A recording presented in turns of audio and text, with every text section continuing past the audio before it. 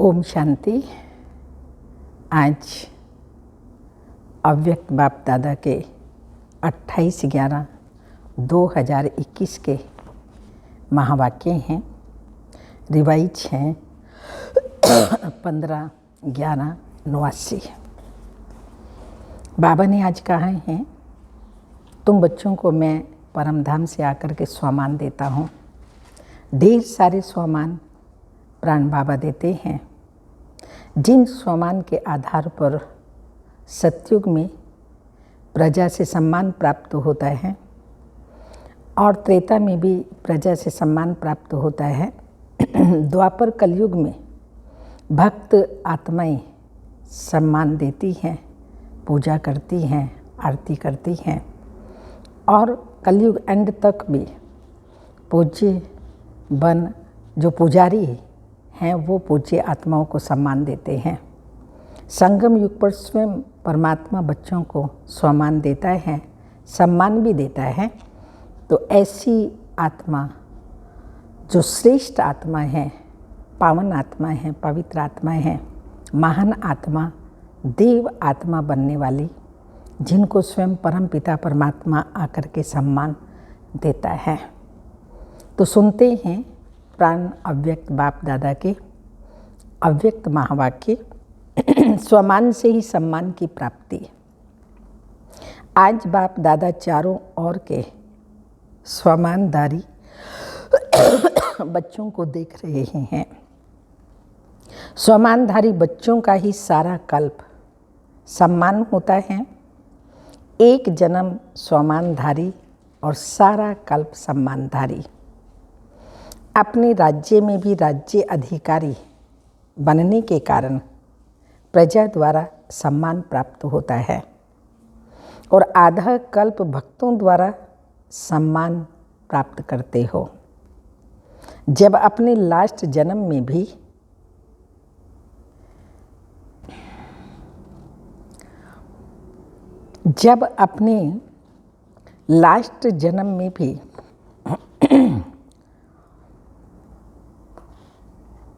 स्वमान भक्तों द्वारा देव आत्मा की शक्ति रूप का सम्मान प्राप्त करते हो।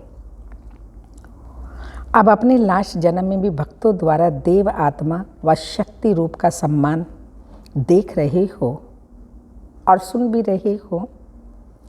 कितना सिख व प्रेम से अभी भी सम्मान दे रहे हैं। इतना श्रेष्ठ भाग्य कैसे प्राप्त किया? मुख्य सिर्फ एक बात के त्याग का ये भाग्य है। कौन सा त्याग किया? कौन सा किया? हम सब ने त्याग सबसे पहले देह अभिमान का त्याग किया, क्योंकि देह अभिमान के त्याग के बिना स्वमान में स्थित हो ही नहीं सकते। इस त्याग के रिटर्न में भाग्य विधाता भगवान ने ये भाग्य का वरदान दिया है। भाग्य विधाता बाप ने ये भाग्य का वरदान दिया है। दूसरी बात, स्वयं बाप ने आप बच्चों को स्वमान दिया है। परम पिता परमात्मा ने हम आत्माओं को ये स्वमान दिया है। बाप ने बच्चों को चरणों के दास व दासी से अपने सिर का ताज बना दिया। कितना बड़ा स्वमान दिया। ऐसे स्वमान प्राप्त करने वाले बच्चों का बाप भी सम्मान रखते हैं। बाप बच्चों को सदा अपने से भी आगे रखते हैं। सदा बच्चों के गुणों का गायन करते हैं। हर रोज शिव बाबा हर रोज सिख व प्रेम से याद प्यार देने के लिए परम धाम से साकार वतन में आते हैं। वहाँ से भेजते नहीं। जैसे यहाँ कोई जा रहा होता है, हम कहते हैं ना उनको हमारी याद देना।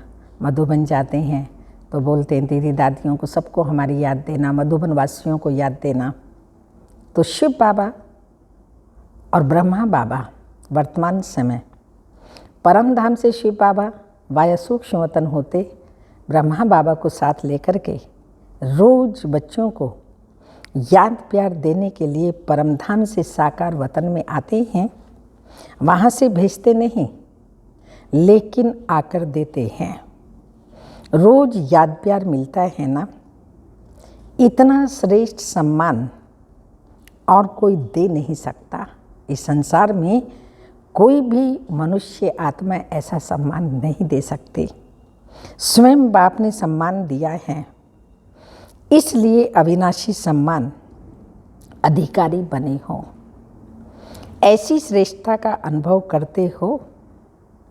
स्वमान और सम्मान दोनों का आपस में संबंध है। जो स्वमान में रहेगा ऑटोमेटिकली सबका सम्मान प्राप्त होगा। इसलिए बाबा ने कहा दोनों का आपस में संबंध है। स्वमानधारी अपने प्राप्त हुए स्वमान में रहते हुए स्वमान के सम्मान में भी रहता है और दूसरों को भी सम्मान से देखता है। बहुत बड़ी बात बाबा ने बताई कि जो स्वयं सम्मान में रहता है वो दूसरों को भी सम्मान से देखता है, बोलता व संपर्क में आता है। स्व सम्मान का अर्थ ही है स्व को सम्मान देना। जैसे बाप विश्व की सर्व आत्माओं द्वारा सम्मान प्राप्त करने वाले हैं, हर एक सम्मान देते हैं, लेकिन जितना ही बाप को सम्मान मिलता है उतना ही सब बच्चों को सम्मान देते हैं। जो देता नहीं है तो वह देवता बनता नहीं। अनेक जन्म देवता बनते हो और अनेक जन्म देवता रूप का ही पूजन होता है।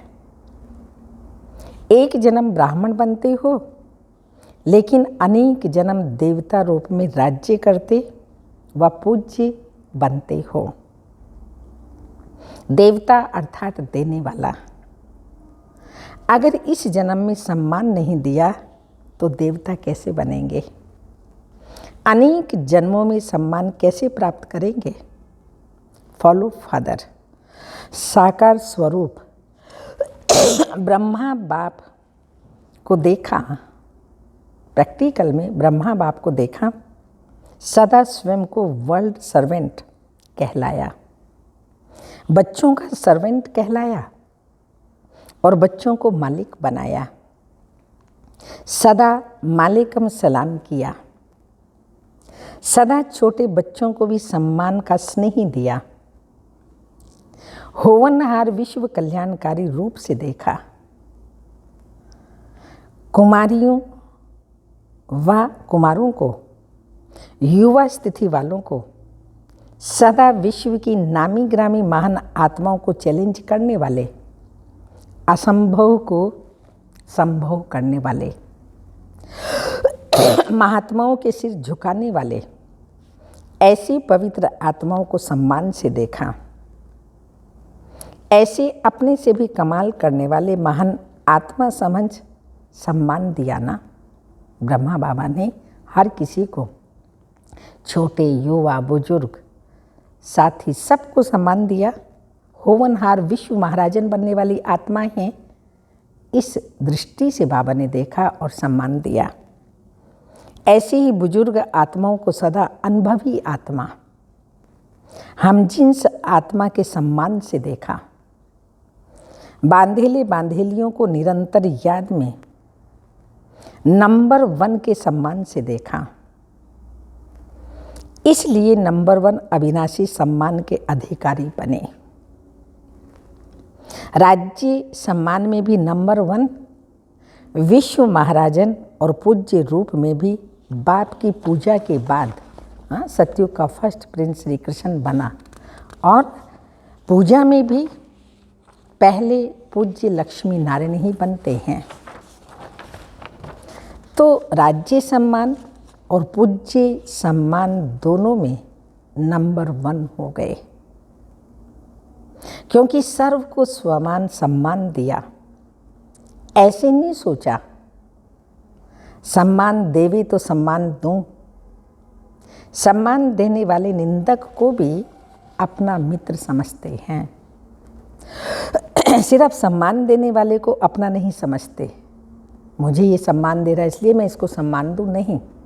कोई निंदा भी कर रहा है, ग्लानि भी कर रहा है, लेकिन उसको भी सम्मान की दृष्टि से देख करके सम्मान दिया। सर्व आत्माओं का तना आप ब्राह्मण हो। ये सारी शाखाएं अर्थात भिन्न भिन्न धर्म की आत्माएं भी मूल तना से निकली हैं, तो सभी अपने हुए ना। ऐसी स्वमानधारी सदा अपने को मास्टर रचयिता समझ सर्व के प्रति सम्मान दाता बनते हैं। सदा अपने को आदि देव ब्रह्मा के आदि रतन, आदि पाठधारी आत्माएं समझते हैं। इतना नशा है, ऐसे हम आदि रतन, आदि पाठधारी आत्माएं हैं, ये नशा रहता है। तो सभी ने सुना बच्चों का सम्मान क्या है। अपने सम्मान को स्वयं भी जानो और जान करके उस सम्मान में रहें और सबको सम्मान दें। बूढ़ों का सम्मान क्या है, युवा का क्या है। आदि पिता ब्रह्मा ने हमको ऐसे सम्मान से देखा तो कितना नशा होगा। तो सदा यह स्मृति रखो कि आदि आत्मा ने जिस श्रेष्ठ दृष्टि से देखा, ऐसी श्रेष्ठ स्थिति की सृष्टि में रहेंगे। श्रेष्ठ स्थिति की सृष्टि में रहेंगे, सर्व को सम्मान देंगे तो वो सृष्टि हो गई। ऐसे अपने से वायदा करो। वायदे तो करते हो ना, समय प्रति समय दादियाँ बाबा वायदे कराता है तो करते हो ना। बोल से भी वायदे करते ही हैं, मन से भी करते हो, लिख करके भी करते हो और फिर भी भूल जाते हो। इसलिए वायदे का फ़ायदा नहीं उठा पाते। याद रखो तो फ़ायदा भी उठाओ। कहते ना कायदे में फ़ायदा है और वायदे में भी फ़ायदा है, लेकिन तब वायदे में फ़ायदा है जब वो स्मृति में रहे, तो बाबा ने कहा फ़ायदा उठा सकते हो। तो बाबा बता रहे हैं सभी अपने को चेक करो, कितनी बार वायदा किया है और निभाया कितने बार है। निभाना आता है व सिर्फ वायदा करना आता है, वह बदलते रहते हो। कब निभा लेते हैं कब नहीं निभाते, ऐसे बदलते तो नहीं हो ना। कभी वायदा करने वाले कभी निभाने वाले। टीचर्स क्या समझते हैं, निभाने वालों की लिस्ट में हो ना। टीचर्स को बाप दादा सदा साथी शिक्षक कहते हैं। तो साथी की विशेषता क्या होती है, साथी समान होता है। बाप कभी बदलता है क्या, वो तो सदा शिव है, सदा टीचर है, सदा सतगुरु है, सदा है शिव बाबा। तो ऐसे बाप समान हमें भी वायदा निभाने में, फ़ायदा लेने में सदा ही बनना है। टीचर्स भी वायदा और फ़ायदा दोनों का बैलेंस रखने वाली हैं। वायदे बहुत और फ़ायदे कम हों, ये बैलेंस नहीं होता। जो दोनों का बैलेंस रखते हैं उसको वरदाता बाप द्वारा यह वरदान व ब्लेसिंग मिलती है। वह सदा दृढ़ संकल्प से कर्म में सफलता मूर्त बनते हैं। साथ ही शिक्षक का यही विशेष कर्म है, संकल्प और कर्म समान हों। संकल्प श्रेष्ठ और कर्म साधारण हो जाएं, इसको समानता नहीं कहेंगे। तो सदा टीचर्स अपने को साथी शिक्षक अर्थात शिक्षक बाप समान समझ इस स्मृति में समर्थ बन चलो। बाप दादा को टीचर्स की हिम्मत पर खुशी होती है। हिम्मत रख सेवा के निमित्त तो बन गए ना। लेकिन अभी सदा यह स्लोगन याद रखो, हिम्मते टीचर समान शिक्षक बाप। ये कभी नहीं भूलना। कहते ना हिम्मते बच्चे मददे बाप, तो हिम्मते समान शिक्षक और मदद बाप की, परम शिक्षक की, ये कभी भी भूलना नहीं। तो स्वतः ही सम्मान बनने वाला लक्ष्य बाप दादा आपके सामने रहेगा, अर्थात साथ रहेगा। समझा? बिहार ग्रुप से बाप दादा मिल रहे हैं। सभी अपने को स्वराज्य अधिकारी समझते हो। स्व का राज्य मिला है या मिलने वाला है। स्वराज्य अर्थात जब चाहो जैसे चाहो वैसे कर्म इंद्रियों द्वारा कर्म करा सको। कर्म इंद्रियों जीत अर्थात स्वराज्य अधिकारी। ऐसे अधिकारी बने हो या कभी कभी कर्म इंद्रियां आपको चलाती हैं, कभी मन आपको चलाता है या आप मन को चलाते हो। कभी मन व्यर्थ संकल्प करता है या नहीं करता है। अगर कभी कभी करता है तो उस समय स्वराज्य अधिकारी कहेंगे।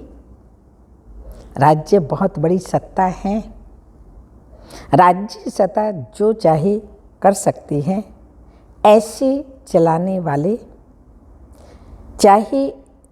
चाहे वैसे चला सकते हैं। क्या है? मन बुद्धि संस्कार आत्मा की शक्तियाँ हैं। आत्मा इन तीनों की मालिक है। यदि कभी संस्कार अपनी तरफ खींच ले तो मालिक कहेंगे। संस्कार स्वभाव के वश हो जाएं तो उसको मालिक नहीं कहेंगे, क्योंकि आत्मा की ये तीन शक्तियां हैं, मन बुद्धि संस्कार। तो स्वराज्य सत्ता अर्थात कर्म इंद्रियों जीत। जो कर्म इंद्रियों जीत है वही विश्व की राज्य सत्ता प्राप्त कर सकता है। स्वराज्य अधिकारी विश्व राज्य अधिकारी बनता है। तो आप ब्राह्मण आत्माओं का ही स्लोगन है कि स्वराज्य ब्राह्मण जीवन का जन्म सिद्ध अधिकार है। स्वराज्य अधिकारी की स्थिति सदा मास्टर सर्वशक्तिमान है, कोई भी शक्ति की कमी नहीं। स्वराज्य अधिकारी सदा धर्म अर्थात धारणा मूर्त भी होगा और राज्य अर्थात शक्तिशाली भी होगा। अभी राज्य में हलचल क्यों है? क्योंकि धर्म सत्ता अलग हो गई और राज्य सत्ता अलग हो गई, इसलिए हलचल है, गड़बड़ है। तो लंगड़ा हो गया ना, एक सत्ता हुई ना, इसलिए हलचल है। ऐसे आप में भी अगर धर्म और राज्य दोनों सत्ता नहीं तो विघ्न आएंगे, हलचल में आएंगे, लाएंगे, युद्ध करनी पड़ेगी। और दोनों ही सत्ताएं हैं तो सदा ही बेपरवाह बादशाह रहेंगे, कोई विघ्न आ ही नहीं सकता। तो ऐसे बेपरवाह बादशाह बने हो या थोड़ी थोड़ी शरीर की, संबंध की आदि परवाह रहती है। पांडवों को कमाने की परवाह रहती है, परिवार को चलाने की परवाह रहती है, या बेपरवाह रहते हो? चलाने वाला चला रहा है, कराने वाला करा रहा है। ऐसे निमित्त बनकर करने वाले बेपरवाह बादशाह होते हैं। कराने वाला, चलाने वाला, करण करावनहार शिव बाबा है। हम निमित्त मात्र चल रहे हैं। ये स्मृति रहने से बेपरवाह बादशाह होते हैं। मैं कर रहा हूँ ये भान आया तो बेपरवाह नहीं रह सकते। लेकिन बाप द्वारा निमित्त बना हुआ हूँ, ये स्मृति रहे तो बेफिक्र व निश्चिंत जीवन अनुभव करेंगे। कोई चिंता नहीं, कल क्या होगा उसकी भी चिंता नहीं। कभी यह थोड़ी सी चिंता रहती है कि कल क्या होगा, कैसे होगा, पता नहीं विनाश कब होगा, क्या होगा, बच्चों का क्या होगा, दोत्रों पोत्रों का क्या होगा, ये चिंता रहती है? पूछो अपने आप से। बाबा भी पूछ रहे हैं, आपको ये चिंता रहती है या निश्चिंत है?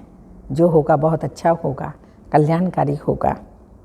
बेपरवाह बादशाह को सदा ही ये निश्चय रहता है जो भी हो रहा है अच्छा, और जो होने वाला है वह और भी बहुत अच्छा होगा, क्योंकि कराने वाला अच्छे से अच्छा है ना।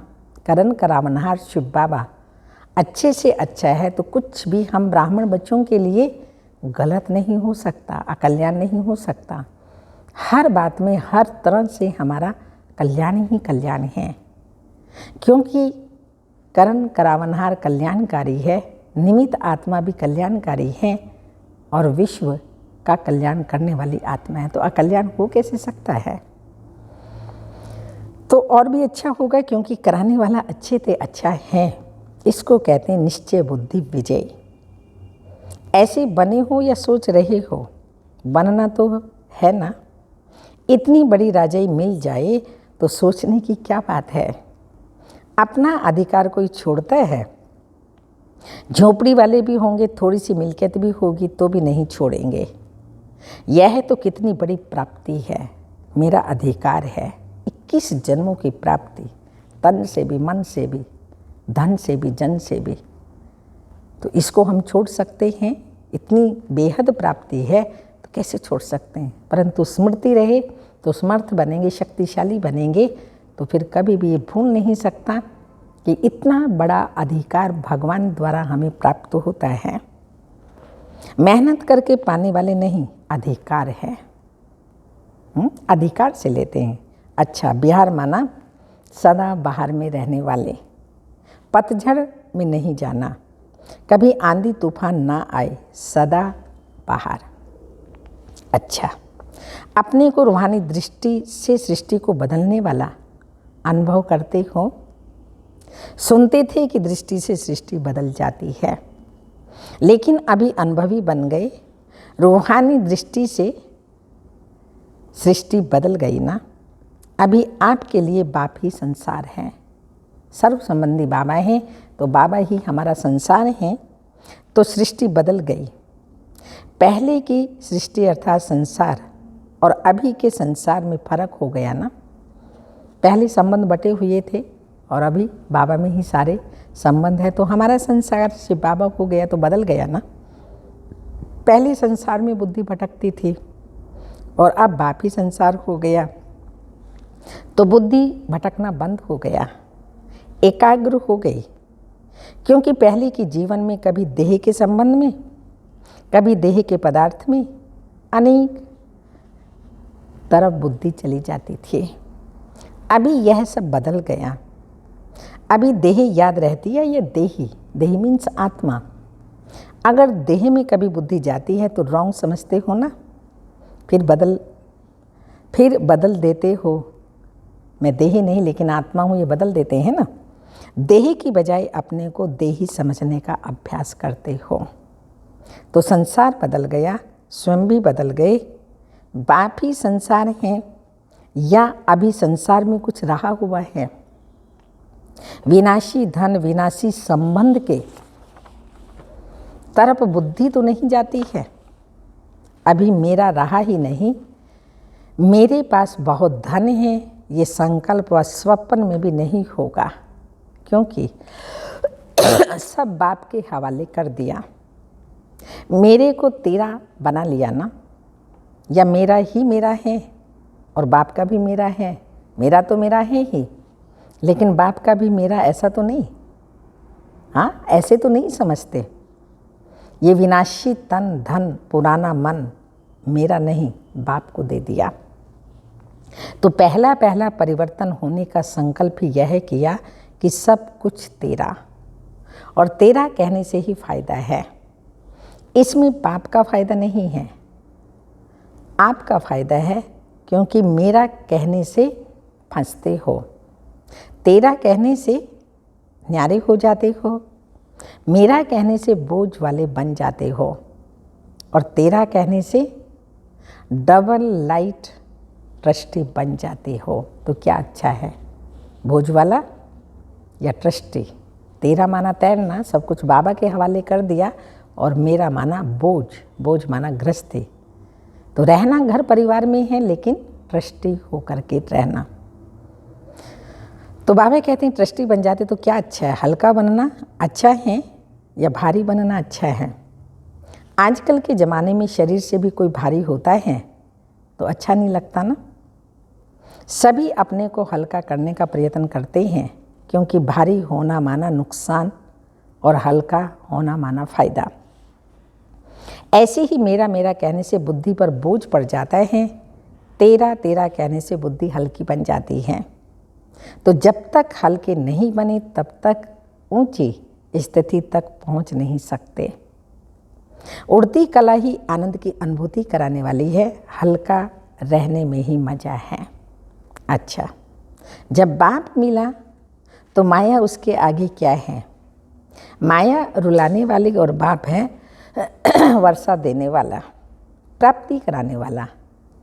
सारे कल्प में ऐसी प्राप्ति कराने वाला बाप मिल नहीं सकता, स्वर्ग में भी नहीं मिलेगा। तो एक सेकंड भी भूलना नहीं चाहिए। हद की प्राप्ति कराने वाला भी नहीं भूलता, तो बेहद की प्राप्ति कराने वाला भूल कैसे सकता? तो सदा यही याद रखो कि मैं ट्रस्टी हूँ। कभी भी अपने ऊपर बोझ नहीं रखना। इससे सदा हंसते गाते उड़ते रहेंगे। जीवन में और क्या चाहिए? हंसना गाना खुश रहना, यही चाहिए ना। हंसना गाना और उड़ना। जब प्राप्ति होगी तब तो हंसेंगे ना, नहीं तो रोएंगे। तो यह है वरदान, स्मृति में रखना। हम हंसने गाने और उड़ने वाले हैं, सदा ही बाप के संसार में रहने वाले हैं। और कुछ है ही नहीं जहाँ बुद्धि जाए। स्वप्न में भी रोना नहीं, माया रुलाए तो भी नहीं रोना। मन का भी रोना होता है, सिर्फ आँखों का रोना नहीं होता। तो माया रुलाती है और बाबा हंसाते हैं। सदा बिहार माना खुश रहने वाले, खुश बहार। और बंगाल माना सदा मीठा रहने वाले। बंगाल में रसगुल्ला होता है ना तो मीठा रसगुल्ला खाने वाले। बंगाल में मिठाइयाँ अच्छी होती है ना, बहुत वैरायटी होती हैं।